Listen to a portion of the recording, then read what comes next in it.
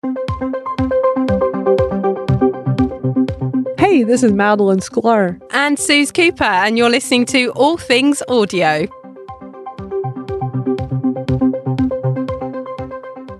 Madalyn, we've got loads of stuff. And once again, we're starting with Twitter Spaces, aren't we? I'm really excited about this first one. Yeah, there's a lot of Spaces news for us to report today. So Twitter is working on the ability to add background music to Spaces. I'm excited about this. I'm sure you are too. Yeah, I am. I mean, we touched a little bit on this last week, that we thought that this, might be happening around and about. We were talking about the soundboard and Clubhouse doing a soundboard as well and all that kind of thing. So, I mean, we're not surprised that it's Alessandro Palusi, our favourite reverse engineer, who's kind of uncovered this layover screen that shows background music and, a little toggle there to autoplay when the space starts. And this selection of, I think it's 4 tracks at the moment. He's got like a video version here where you can hit play and listen to the tracks that they're going to be supplying. All great stuff. All great stuff to enhance what's happening here on Spaces. I love that they're thinking about this. It says here, fill awkward silences with the sound of Spaces background music. Hosts are in charge of the music. Co-hosts can't change these settings. So I'm sorry, Madalyn, but if I choose the music and you don't like it, there's no way. But yeah, really interesting. I mean, I was playing I like to play the All Things Audio bed that is the same bed that you will hear if you listen to our podcast at the beginning of this space. I think it just gives, ties the two things together. For me, I am super passionate about sonic branding. I really do think there is something in this idea that there are audio ear points, if you like, as opposed to touch points, and that we should be thinking about how brands and businesses sound, and we should try and make that more consistent in all the different places that we might be heard. So this kind of thing is super interesting because I think it will get people to start thinking about that. The tracks that they've got here, they're very inoffensive, very kind of straightforward. They've got a jazzy one. They've got a kind of more laid back, chilled one. There's nothing that's too in your face. They're not there to be sat and listened to. They're not hugely variable as you listen through to them, but that's not what they're for. They're there just to kind of lift the content, to be spoken over as a bed maybe a little bit, to break up what you're talking about. I quite like them. Did you listen through to them, Madalyn? I listened to some of it and I did find it really interesting. So I'm super excited this feature is coming. I hope it comes sooner rather than later. I like that ability to just have some music playing in the background, like when you're getting the room started. For me, with the other 2 rooms that I co-host each week, there's always just this odd silence while I'm trying to get the nest ready and get things going and wait for the co-host to arrive. I would love to just come in the room, turn on some background music. Because like it says in the screenshot from Alessandro, it says, fill awkward silences with the sound of Spaces background music. And I always feel like I have this awkward silence in the very beginning. Yeah, I mean, certainly we're going to talk about this a bit later on, but I spun up a space in the All Things Audio community in the week. And where it was kind of very much off the cuff and just in the moment that I did it, the first minute and a half of that space is silence because I was just trying to get to grips with it. I'm so not used to having someone else there that's going to come in and instantly kind of have a chat with me and things, that you're right. It would have been great just to be playing something. I'm aware that our All Things Audio bed needs a bit more variation really to be used properly in the manner that I want to use it in this space. But certainly there are other spaces that I've been involved with that will use music at the beginning and the end. If you're trying to kind of lift it and use it as use your Spaces audio directly as a podcast, it might help with that in some way. Less production maybe for some people if you're happy to lift it straight off. It's interesting. I wonder how quickly if they. This is not even in the wild yet. It's not even in beta. It's not even really a thing. But I wonder how quickly 4 tracks would get repetitive, in each of the spaces. And whether or not, they're going to need a wider library in a quite a short space of time, whether they've kind of thought around those ideas. But I'd love to have a play with it and have the ability to just kind of see how all sounds and all fits together. And I really want to hear from people that are in the space today what you think about this and whether or not you feel like any of these tracks here really suit your mood and reflect you. You know, I mean, as I say, they're really quite inoffensive, but in being inoffensive, do they really speak to people, if you see what I mean, or are they just a bit kind of lift music-y? There's nothing wrong with lift music. I create some of that. It's fine. But, you know, every track kind of has its place maybe in the world. And are these the right ones? I'd love to know what people think. Yeah, and I'm looking in the live chat. Paul Armstrong said would be great to upload your own music, which I totally agree. So maybe that's eventually where this is going to go. Wouldn't that be awesome that you could just upload? I think potentially that we were talking about the soundboard, weren't we, last week, and about them, about Twitter looking at which sounds are being used more often and talking about whether or not that means they might be taking some away or adding some in. I mean, I don't know how difficult it would be. I think you can already upload like a custom sound, but whether or not you can upload kind of something that's longer than that, or, you know, you'd have to have a little bit more direction over it, wouldn't you? You'd have to be able to fade it down, or, you know, without it just kind of stopping dead. There's kind of a bit of a production element to it once you've got music in there, isn't there? So yeah, it's an interesting one. I'm really interested in where it goes and what they do with it. And if we could put our own custom music on there, then yeah, I'm here for it. Absolutely. Next up is a thread from host Joselin Mane. Really interesting stuff. We touched on it last week because it was brand new, the whole community spaces. And I know you've got some exciting news because you actually went and did it for our All Things Audio community that some people here may not realize we have. We do have a community page set up here on Twitter. And when Joselin had done this tweet, there still was a lot of information filtering through. So when he first tweeted this out, he talked about it was a small test group and currently community admins and moderators could host within it.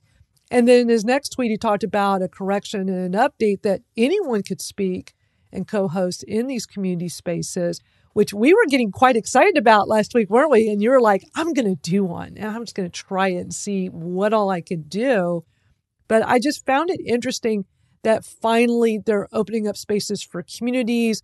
After we had hosted last week, I was able to go. I didn't do one as a test like you did, but I was able to see that, yes, I could start one as the admin or moderator in a community. I have multiple ones. And I love this ability. And I did pop into a few. I love how you could easily identify who is a member of that community when you're in a community space. What are your thoughts? I know you got like a whole thread we'll go through as well, but just initially, I mean, it's pretty exciting news, don't you say? Yeah, I think so. I mean, you know, we've been waiting for this for a while. We thought there would be a moment where communities and spaces collided, and it's happened. And it certainly seems to still be in that rollout stage. You know, as you say, Joselin explained that there was a small beta group. I know certainly Morgan was involved in a community space during the week that he just couldn't get. There wasn't any stability in it. It just kept falling over after a couple of seconds of being set up, which was one of the reasons why I went in and tried out ours to see whether or not it would stay live. And we managed a full hour and we were fine. We had... I think Morgan did drop out at one stage, I think got kicked out, but, you know, the actual space itself stayed up, which was a good thing. You know, I think considering how far we've come from way back when spaces were a brand new thing and, you know, we did have some real issues with the stability of them. It's just interesting to see this new iteration of it and whether or not, you know, there's a stability issue there or not. I think potentially it's part of the rollout. I think they have rolled out to this very small beta group. I think there are other communities who can see the ability to do it, but it would appear it's kind of not plugged in on the back end, if you like. And I think that was what we decided Morgan was experiencing. And we had a bit of a chat about that in the All Things Audio community space in the week. But yeah, I mean, Joselin's thread, as ever, is very comprehensive, complete with lots of screenshots, and a lot of it I do now recognise. The point at which Joselin had done this, I didn't actually have the ability to do the space in the All Things Audio community. So, you know, I think that's the other thing. Like, some communities had it, others didn't. As I say, a bit of a slow rollout coming through. But yeah, I definitely recognise the fact that, you know, there's the the button in the top corner. So where we've got the recording light flashing at the moment here in this space, next to that in the community space was a button that said All Things Audio with the two little silhouettes, one next to the other, which is going to, is the community's icon.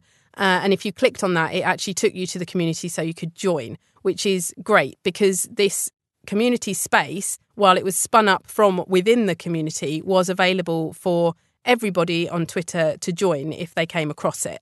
I say if they came across it because I just don't want to get into the discoverability issues right now because it's really annoying. So anyway, if someone saw our space live on the space bar, they were able to join even if they weren't a member of the community. They were also able to request the mic and speak. And we actually had someone who came along and did that, which was fantastic because it was a great kind of in the moment live test.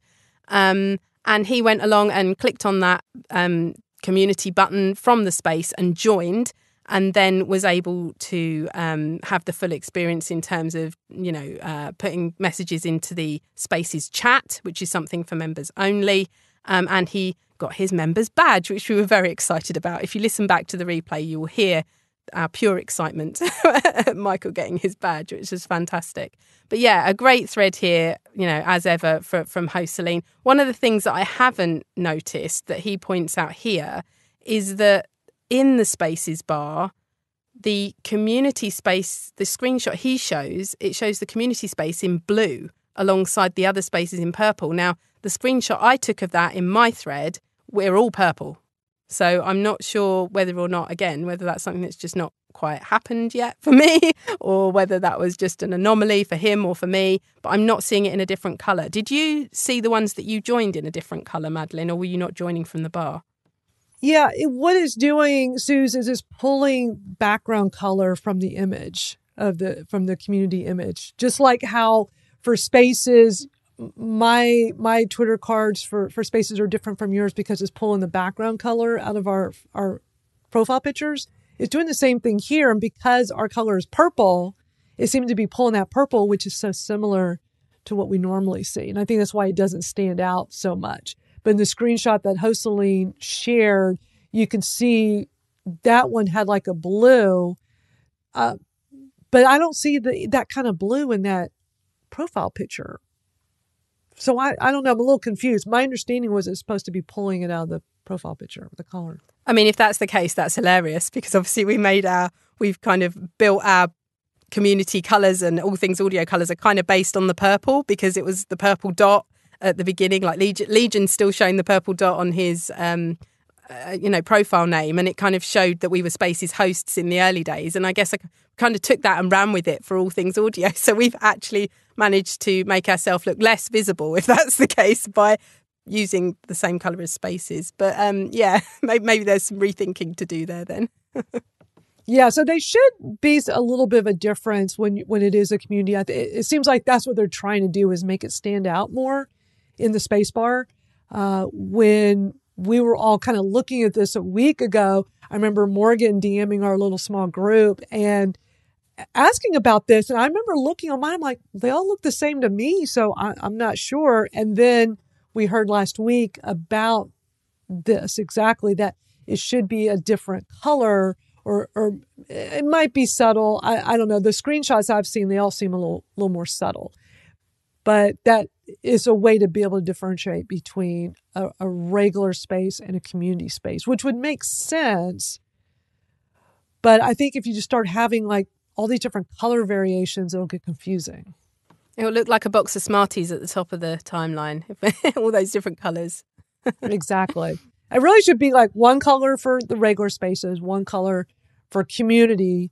That way you could easily tell them apart. But, they're still working this out. So who knows? We'll see. We'll keep reporting on this as this keeps evolving. And then I love your tweet in this thread, your extra geeky moment. You want to talk about that? Yeah. So I kind of took quite a few screenshots. In the end, our community space that was, just a bit of a test went on for an hour. I don't know really where the hour went. I mean, it was great. Quite a few people from the All Things Audio community joined. I've estimated of about 20 people were in there while we were live. I haven't gone back actually and looked at the replays, which I should do. But we we got about 4 or 5 non-members were listening, and we had about 3 new members to the community off the back of that hour. So that was quite an interesting thing. But I was taking all these different screenshots, trying to capture each time something different kind of happened, or show how something was very similar to just creating a usual Twitter space. And my extra geeky moment was the mini player on my iPhone home screen, because at one point everything closed down, and as I flicked the screen back up to wake it up, there was my face on my phone screen, and telling me who was in the space. I don't know. It was a real geeky moment for me, but it says live, which I quite like. Just an extra one that I took along the way. But yeah, I mean, you can see in the screenshots that I've taken, I've got the space bar there and what it shows. It flicks between the All Things Audio community banner picture and avatars of those who are speaking who've got the mic in the space, which is very, very similar to what we recognise from a usual Twitter space. Actually creating the space is a little bit you have to think community if you're trying to create the community space. So I had to go into the community and long press my compose tweet button and actually create the space from inside there. I couldn't work out another way of doing it. And I had to be sure that All Things Audio button was on there, so that I knew I was creating it. Within the All Things Audio space and not just a usual public space.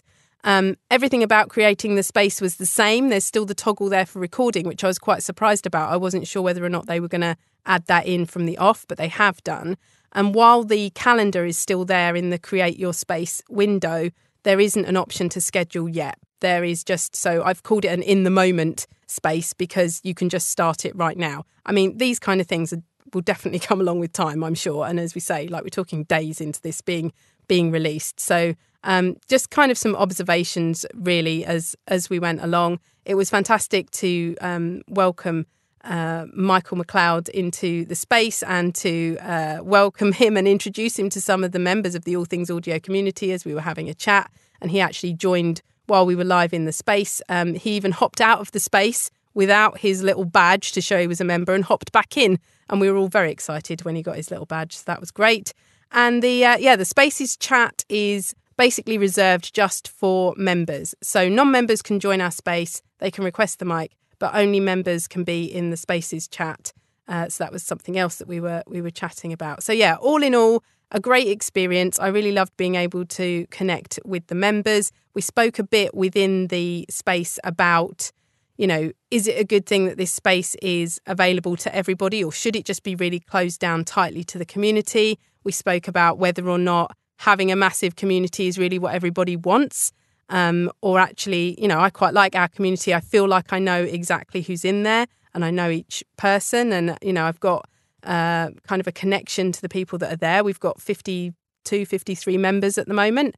I don't know. How big do you want a community to get? I guess that's all around that idea of what do you want a community to be? How are you going to relate to your community? What content are you putting in your community? All of those different sorts of things. So lots of interesting conversations that happened during that hour, and they're all recorded and available on the replay. So if you missed it and you want to go back, then you certainly can. Oh, and don't forget to join our community as well if you'd like to. Exactly. And I just added to the nest a great little comment in the chat from Bobby Bicker saying that we are correct. The community spaces will have the same color as your banner. I mean, that makes sense considering how they normally do the color associated with your Twitter card when you schedule a space. Now, one thing I do want to mention, Suze, I'm a little bummed that you cannot schedule a space for your community, because I've been thinking about this a lot in the last week. Okay, what would be some really good uses for hosting spaces inside a community? And then I started thinking, well, what are we all trying to ultimately do on social media? We're trying to build communities, right? We're trying to build our own community in each social media platform. So if we have a Twitter community and we normally host spaces, maybe it makes more sense to start hosting them from the community because we know that the public can listen to them, which we did not, and participate, which initially we did not know if we were going to have that capability. But a week ago, we found out we could. The only drawback was if you're not part of the community, you couldn't participate in the live chat. But then what a great incentive to go ahead and join the community, right? Like, then you can participate in the chat. But not being able to schedule means then it just has to be in the moment, or you got to pre-plan with your community to let them know, like, hey, we're going to always go live at this day and time. What are your thoughts about that? Because I've been really thinking about this a lot. Like, should we be doing these more right inside the community? Does it make sense to? But not being able to schedule when we're so used to scheduling now, which is a nice way to promote it in advance. So it seems like there's some pros and cons both ways. Yeah, definitely. I mean, I like the scheduling. I like the set reminder. I like to see whether or not we've, reached kind of a certain number of people. I mean, we would still sit here and talk to each other, even if nobody came along. But we love the fact that people come along. And it is encouraging to see that set reminder number go up and to have an idea of how many people you might expect at your space or at your party for the evening. No one wants to go to a gathering if they don't know who else is going to be there, right? So I quite like all of that, which I don't think we've got in the community spaces right now. Although, as I say, they're going to build on it, and I'm sure they will add in the things that we're used to seeing in the general spaces. You're right. We never expected that community spaces would be listenable outside of the community. So that does give, for you and I, we'd always said, well, all things audio will always be, out there and for everybody. And the thing is, this would actually allow it to still be out there and for everybody, but to come from within our community. So as you say, it's around what's the strategy for the community? What is it that we or anybody else wants for their community, and how do spaces really fit into that? I think at the moment I see the community spaces for us as a sidecar to what we do here on a Wednesday. But, moving forward, who knows? I think perhaps we need an important meeting, Madalyn, between the co-hosts. Yeah, I agree. Still, there's more news with Spaces. You tweeted out the other day about Spaces dashboard showing how many spaces were hosted in September. You want to talk about that? Because it just keeps going up and up, which is what we would expect. I do love Google Alerts, and I've got them set up for various things, including the phrase Twitter Spaces. And so every so often there'll be a link that throws up at me and sort of says, oh, look, this is one that was only posted last week or whatever. And I take a look at it. And this one from Apple Magazine, why isn't Twitter Spaces taking off? October the 9th, 2022, it's dated, kind of obviously sort of jumped about in my face because I was instantly like, what do you mean it's not taking off? I know someone who knows that there are some stats that show that there are loads of people using Spaces.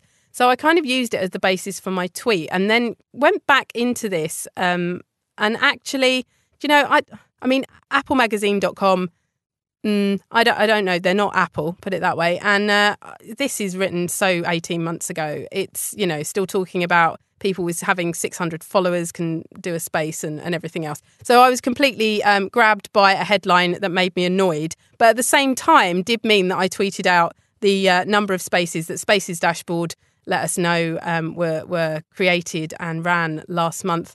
And there's a fair few. And I think that these headlines about Spaces not taking off and social audio not taking off should, they're unresearched is what I would say. Spaces Dashboard showed 1,206,688 spaces were hosted in September, and that was actually up from the August figure. So, my point was that didn't sound like it wasn't taking off to me. I mean, but yeah, I guess I was grabbed by a headline, did an angry tweet, and then went back and after, looked at the article and kind of went, you know what, that article's a bit late to the party, if you ask me. Yeah, so 18 months ago, as you put it. And then to keep this point going, in the next tweet, I'm sharing from Andrew at Spaces Dashboard, and he's talking about Instagram hosting a space. And when you actually tap on the image so you can actually get to it, it was earlier today, 32,000 people tuned in. to an Instagram space. So what does that tell you about spaces? Exactly that. I mean, enough said. Yeah, how exciting. We've spoken about this before, about how the other social platforms are using spaces. We've seen YouTube use them. We can see Instagram using them now as well. I think, we're still really early in the world of social audio, and I think it's easy to forget that. But I think from day one, there have just been people ready to just knock it down and knock it over. I think when you actually sit and look at the numbers, certainly in terms of social audio on the existing platforms, it doesn't seem to be, disappearing anywhere, which is what we say every time we come across one of these stories. Now we actually have some Clubhouse news. That's it for spaces, quite a bit. But a couple of things with Clubhouse that you wanted to share. Yeah, so I'm actually hoping that Morgan might fill us in a bit more on some of these. One of them is his tweet. Clubhouse announced token-gated houses. More details later this week. That sounds something crypto-ish to me, but yeah, I would like some expansion, please, Morgan. So please do request the mic as and when we open. Clubhouse also working on the ability to turn a club into a house. This was something that we were talking about in our community space because we were discussing the kind of parallels really between houses and community spaces, and how that kind of runs alongside the idea of turning a club into a house. I don't know, they're two separate things in my mind at the moment, but I'm guessing there are definitely benefits to being able to do that. We've also heard this week that you can search for houses on Clubhouse now, and you can join wait lists which houses have on by default. So once you're on the wait list, any member that's following you can be notified and use an invite if they have one to bring you in, which is quite cool. Another way of adding people in to the different houses that are appearing over there. So yeah, a little bit of Clubhouse news, hopefully a bit more expansion on that from Morgan shortly. Came across a really interesting page over on the LinkedIn site, how to do your own audio events inside of there. This is now available for everyone. Is that right, Suze? I mean, everyone on LinkedIn can now host their own audio event. Yeah, apparently so. Even I now have audio events after months of waiting. So I think the rollout has taken a long time. It looks like potentially even more people. I'm not going to say everyone because, potentially they are still rolling it out really slowly. But even more people, according to this, can now create an audio event. People are using them. It says here, you use them for interviews, conversations, cultural moments and celebrations. We've not really seen much action in terms of explanation about LinkedIn audio events from LinkedIn themselves. So it's great to see this page and them to be giving people ideas and letting them know that it's there. I've been hosting over there a little bit. I do enjoy doing so over there, but it is very difficult to let people know that you are live, and discoverability is an issue. Are we surprised? Probably not, but it's quite frustrating with these platforms that they keep adding on these features, adding on these different audio elements that should allow us to connect with other people really easily, but then taking away the ability for all the people to see that we are doing it, which sort of defeats the point. Again, they've got a discoverability issue over there, but to see them actually putting some effort into letting people know that it's happening is encouraging. So yeah, happy to see this page go live. Yeah, and I love this screenshot. They make it super simple and easy where they say, learn how to launch an audio event. And it walks you through the process. And it's just 4 things you do. It's that easy in the screenshot. So my advice is anyone who is active on LinkedIn should really give this a go and start playing around with it. I have LinkedIn, of course we all do, but I'm not super active over there. But if I was pretty active, I would definitely spend some time hosting over there just to see what kind of community can I be facilitating over there, because many times they're completely separate on different platforms. When I think back to early days of live streaming and doing Facebook Live, doing live on Twitter, because I host popular Twitter chats, people be like, well, if you're going to live stream, you should do it through Twitter. And I would. But it wasn't attracting the right people at all. It was attracting a very different kind of audience and not the audience I was trying to attract. But if I go over to Facebook Live, I was reaching the people I was trying to reach. So sometimes you have to kind of experiment and try, so like social audio, well, try the different platforms and see. I found very early on Clubhouse was not for me. And not to say that it is or isn't for other people. Everybody has their own experience. So I always recommend trying them all and find what works best for you and what your needs are, your community, everything, and go from there. But I'm glad that LinkedIn is doing more. They're encouraging more people to do it. But I'm with you. I wish there was better discoverability. I wish there's a way to notify people. I wish there was recordings because I'm always missing them. And I hear about them after the fact. I'm like, I just wish I could go back and listen to a replay.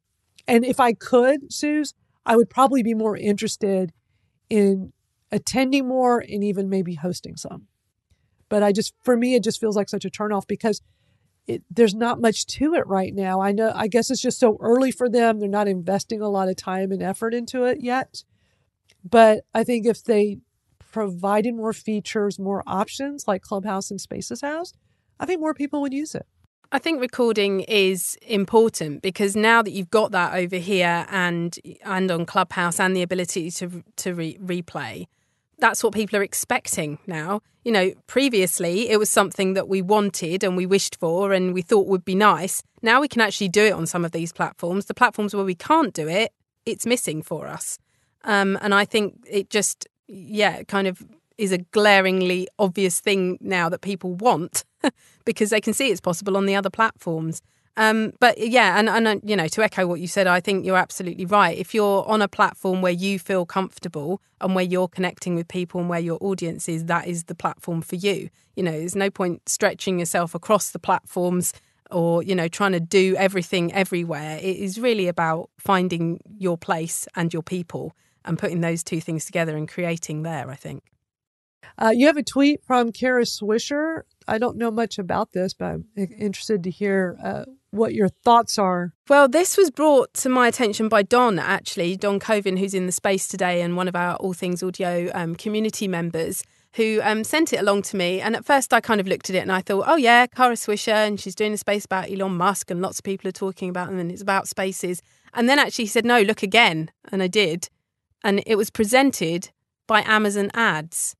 Now, I find that slightly odd, considering they have Amazon.app. It's not exactly the same thing, and perhaps they didn't want lots of music in what they were doing. But again, we're seeing other platforms come over to Spaces, presenting things over here, supporting and sponsoring stuff over here. Just an interesting moment, really, just to see that that's being presented by Amazon, and Amazon do have their own social audio platform that potentially they might have wanted to use, but clearly not. I mean, Kara's got all the followers over here, so I'm guessing it was the audience that they were really after. But just an interesting one there. Thanks, Don, for bringing it to my attention. Yeah, well, 20,000 people tuned into this space, so she does have a very active audience. I think it doesn't matter where she goes. She's such a popular podcaster and writer that whatever platform she uses for her social audio will do well. But on the flip side of that, we also know Amazon.app has not progressed a whole lot. I think a lot of people don't know about it. But I'm with you. I do find it interesting that it is presented by Amazon Ads. It's still part of Amazon. So a little interesting. And this is probably an interesting conversation because it's all about Elon. So when you look at the title of this, Elon, also Elon. How many times are you going to say Elon in a title to get your attention? So probably an interesting conversation. Talking of titles, we've been playing with ours, haven't we? We have. You have come up with one of the best titles, Suze. I know you've been experimenting, and actually I've been experimenting in my other spaces as well, which I recommend everybody do. I think it's super smart to kind of A/B test, try different things. But yeah, tell us about this new iteration of the title for this room. Yeah, well, anyone who's kind of been jumping into all things audio for a while will know that we've generally used the same title the whole way through. It's been the hashtag all things audio and then social audio news with Madalyn Sklar and Suze Cooper. But Madalyn kind of said to me the other week, are we really making the most of our title? it's really difficult for people to find spaces at the moment, but the title is potentially a way that they might find us, even if it's just while we're live in that space bar. And certainly I've been recommending to people that you use that character limit that you've got up there to really tell people exactly, don't be clever, just tell people exactly what it is you're doing in this space that might catch their attention. So I thought, why don't I take my own advice, seeing as Madalyn's brought it to my attention, and give it a go. So, yeah, I guess I've been playing about with how to title the space while still wanting to let our core group of listeners to the space know that it's still us. So we've still got the All Things Audio hashtag in there, but it's not quite as prominent. It's at the end rather than at the beginning. Thinking behind that is that where you've got the kind of Jumbotron effect where it rolls the title across in the space bar, you might not get to the end. And in fact, that probably doesn't matter. It probably matters more in the space if people are going to click on it because it's clickable in our title. And yeah, just tried to explain social audio, updates, news and ways to use. It rhymes, but that wasn't really intentional. It was more just trying to be descriptive about what we do here. And we've removed our names, Madalyn and Suze, because I figure, I'm sending out the invite. It comes from me. And Madalyn sends it out on her timeline as well. So, yeah, just playing about with it a little bit, really, and to kind of let regular All Things Audio fans know that we may well drop the hashtag at some point as well and see what goes on there and see whether or not it helps us in any way. But it's been quite a fun experiment, really. Yeah. Yeah, it's a great experiment to do. And you're so right. Our regulars know to come here. And it's really to attract new users when there is some discoverability going on, even though it's not as much as it used to be. I've been experimenting tremendously over with Twitter audits that I co-host on Saturdays with George Silverman, who I see is here live, and Dariana Lozano. And same thing. I normally just had this very generic, very boring. I would put I experimented in a lot of different ways since hosting like the last year and a half.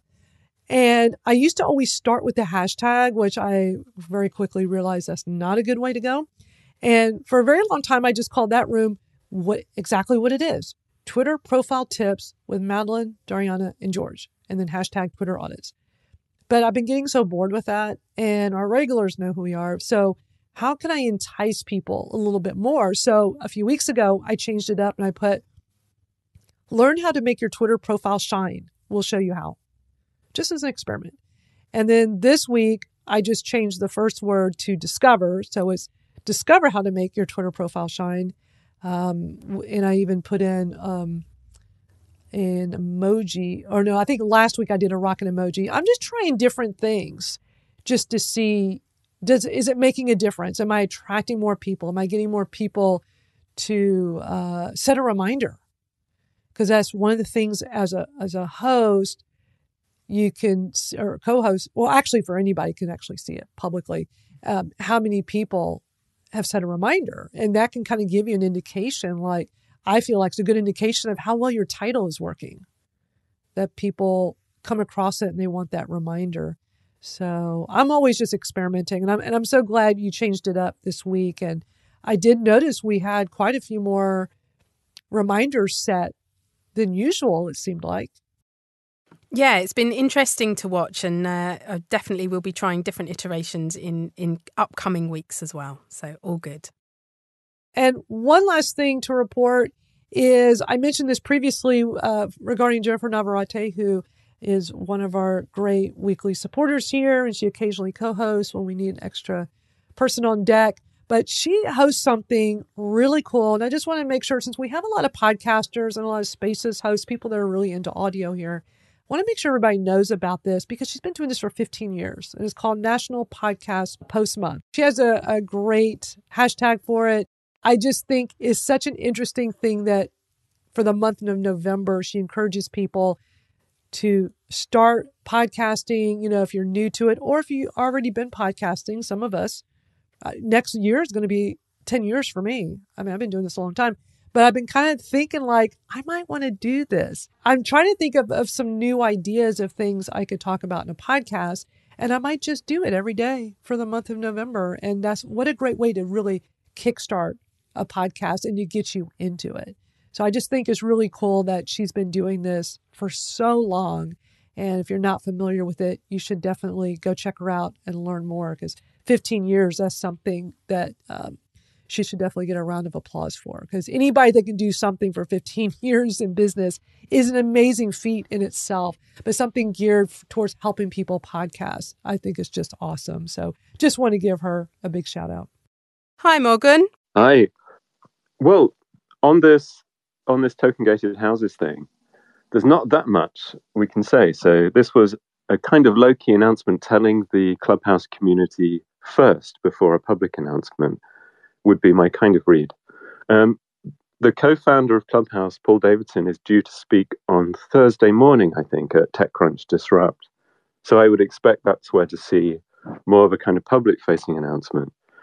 But I have got this confirmed. This isn't just like this is coming. It's coming very soon. So this should be out by the end of the week if all things go well. There are no major bugs. So we might have more to say about it next week when we've actually had a look at it. But it seems in some ways fairly straightforward. So this is a very, the very first steps of a much larger project. So this is for people who are already in it, who are technically savvy, who maybe are familiar with getting a crypto wallet and seed phrases and looking after their security. So existing communities who are already doing that will have an easy way to off their wallet when they come. So to sign on with their wallet and see other people who are already part of those communities that they're a member of elsewhere.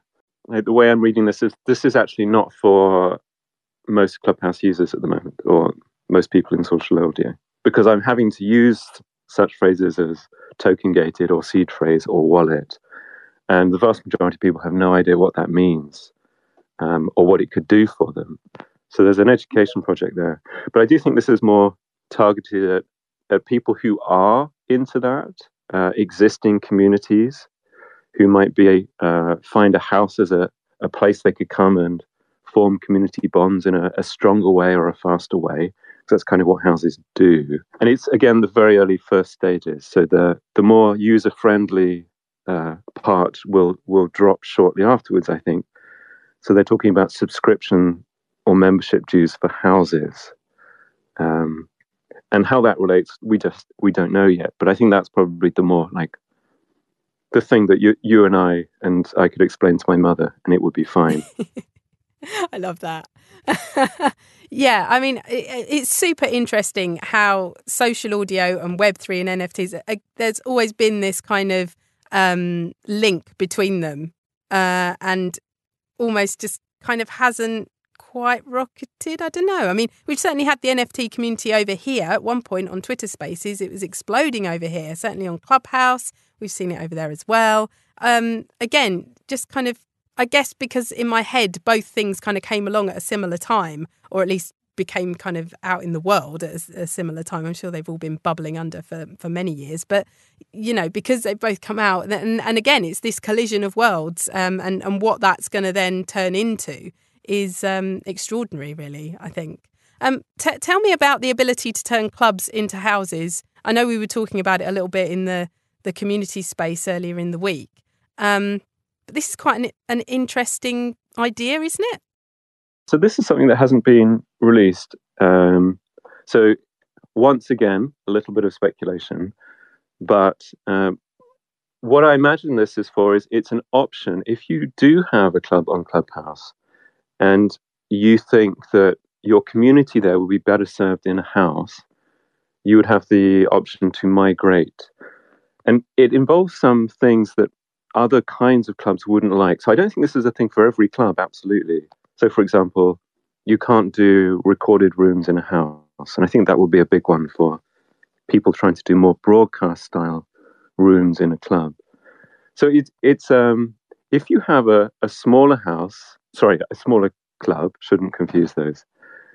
And it's much more a kind of community place. You're less concerned with doing recordable broadcast rooms and things, and you have been using a club as a way to hang out more with people, then it's probably you'd be better in a house. So this is a way for those people to move over, but it is optional. That's the thing. So there's still this line between what a club is and how it's more about broadcast, and what a house is and how it's more about people and talking and getting to know each other. Yeah, as I say, it was very kind of similar to what we were talking about the community spaces and the more public spaces as well. Really interesting. Thanks so much, Morgan, for your valuable insights.